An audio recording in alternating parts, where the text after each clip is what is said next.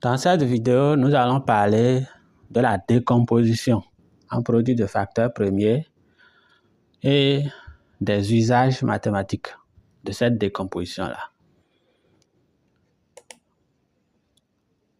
Décomposition en produits de facteurs premiers, simplification d'une fraction. La simplification d'une fraction, ce n'est qu'un usage parmi tant d'autres de la décomposition en produits de facteurs premiers. Alors, un nombre premier. D'abord, qu'est-ce qu'un nombre premier? Un nombre premier, c'est un nombre qui a exactement deux diviseurs. 1 est le nombre lui-même. Lorsque je prends 6, par exemple, et vous voyez 6, les diviseurs de 6. J'ai 1, 2, 3 et 6 lui-même. Ça fait déjà 4 diviseurs. Donc 6 n'est pas un nombre premier. Lorsque je prends 7, les diviseurs de 7, j'ai 1 et j'ai 7 lui-même. Il n'y en a plus d'autres. Donc 7 a exactement 2 diviseurs. 7 est donc un nombre premier. Donc voilà comment on identifie les nombres premiers. Et je rappelle que 0 et 1 ne sont pas des nombres premiers. Le premier nombre premier, donc alors, c'est 2. On commence par 2. 2, 3, 5, 7, 11, 13, ainsi de suite. Donc,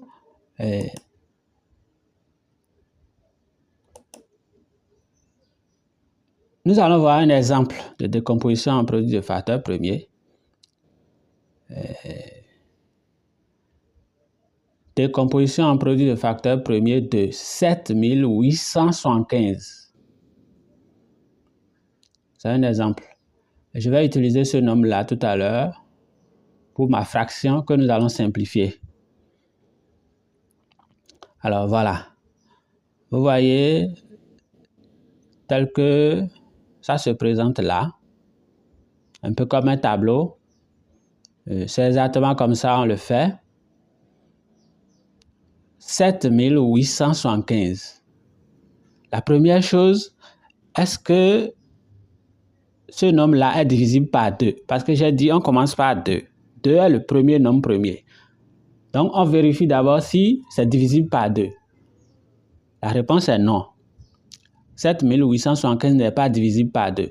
Alors je prends 3. 3 qui sur 2.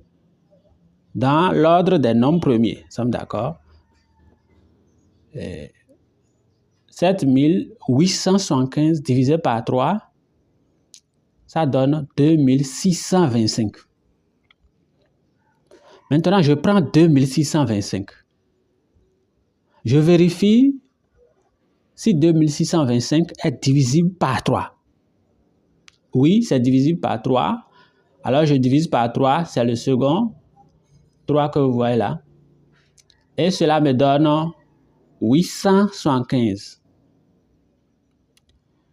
875, je vérifie si 875 est divisible par 3. Non, 875 n'est pas divisible par 3. Alors, je vais vérifier avec le nombre premier qui suit 3. C'est 5. Ce n'est pas 4. 4 n'est pas un nombre premier. Donc, après 3, le nombre premier que nous avons là, c'est 5.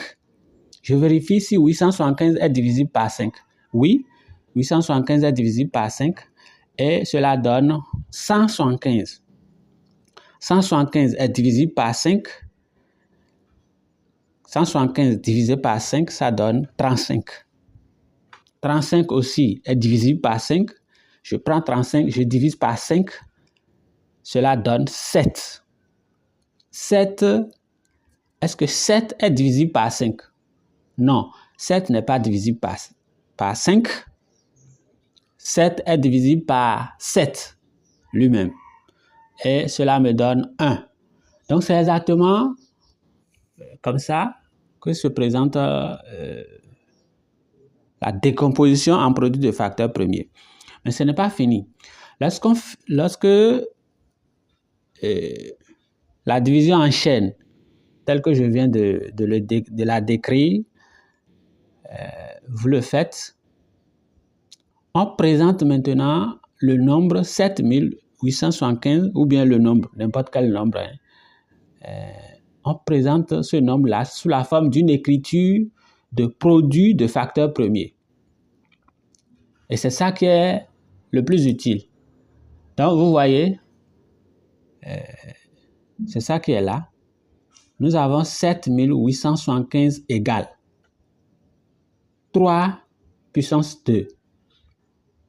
Parce que regardez le nombre de fois que j'ai 3 dans ma suite de division. On a 2 fois 3, donc ça fait 3 puissance 2 fois 5 puissance 3 fois 7. C'est exactement ce que j'ai dans la deuxième colonne là. C'est ça, qui est réécrit, mais sous la forme d'un produit des facteurs élevés à des puissances. Ici, les facteurs, j'ai 3, j'ai 5 et j'ai 7. Ces facteurs-là sont élevés à des puissances. D'accord. Mais les facteurs, retenez, on a 3, on a 5 et on a 7. Et on a dit produit des facteurs. C'est ça. Produit. Donc, on écrit le nombre sous la forme d'un produit des facteurs. Ces facteurs-là sont élevés à des puissances. Les puissances que nous avons ici, on a les exposants, j'allais dire. On a 2 et puis 5, c'est-à-dire 3 puissance 2, 5 puissance 3. Donc, je vais prendre un second nombre.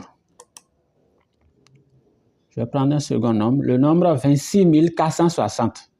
26 460. On va faire la décomposition en produit de facteurs premiers. 26 460. Ce nombre est divisible par 2. Donc, je divise par 2.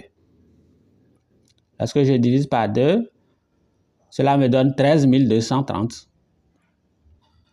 J'ai dit, on commence toujours par 2. C'est lorsque le nombre n'est pas divisible par 2 qu'on vérifie si c'est divisible par 3, ainsi de suite. Donc ici, le nombre que nous avons là, 26 460 est divisible par 2, on commence par 2. 13 230, on prend 13 230, on divise par 2, parce que 13 230 est divisible aussi par 2. Lorsqu'on fait cette division, la réponse que nous avons, c'est 6615. 6615 n'est pas divisible par 2. Alors, je vérifie si c'est divisible par 3. Le nombre premier qui suit 2. Divisé par 3. 6615 divisé par 3, cela me donne 2205. Je vérifie si 2205 est divisible par 3. Oui. Donc, je poursuis ma chaîne de division. Et comme on l'a fait tout à l'heure, jusqu'à avoir 1 ici. Le 1 qu'on a en bas complètement là. Jusqu'à avoir 1 là. Donc, voilà. Pour 26 460, regardez un peu ce que nous avons. On a 2 puissance 2 parce qu'on a 2 fois. On a 3 puissance 3 parce qu'on a 3 fois. On a 5 et après on a 7 puissance 2 parce qu'on a 7 2 fois. Voilà.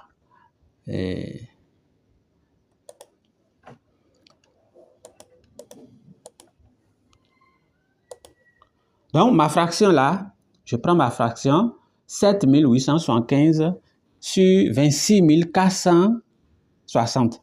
Et c'est cette fraction que nous allons simplifier. Donc, lorsque vous avez des fractions comme ça, le numérateur, le dénominateur, c'est des nombres importants. Et vous ne pouvez pas simplifier aussi facilement par 2, par 3, comme on a l'habitude de faire au primaire. Non, ce sera très fastidieux pour vous. Donc, il faut mettre les nombres, le numérateur et le dénominateur sous la forme d'un produit de facteurs premier élevé à des puissances. Et pour le faire, c'est après la décomposition en produit de facteurs premiers qu'on écrit sous cette forme-là. Donc, regardez un peu. Voilà. Vous voyez, le numérateur, je l'ai écrit sous la forme de produit de facteurs premiers.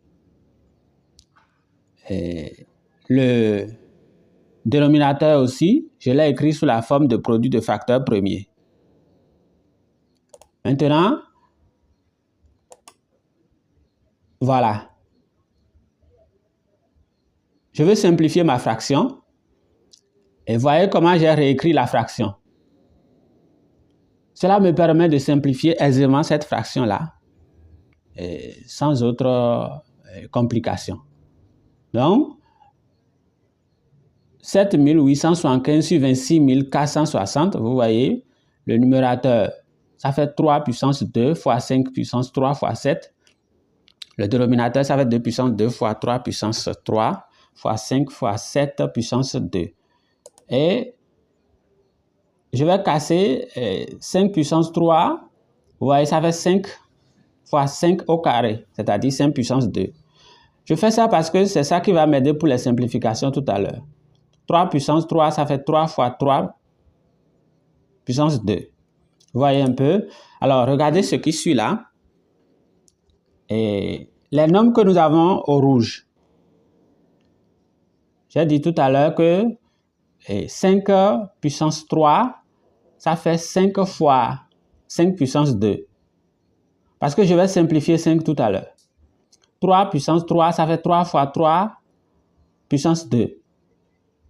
Comme vous le voyez là. Parce que 3 puissance 2, je vais simplifier ça. Les nombres que vous voyez au rouge là, regardez exactement ces nombres-là. On va les simplifier et ces facteurs-là vont partir. Ces facteurs-là vont partir. Et lorsque vous effectuez votre simplification comme ça, alors regardez ce que nous avons.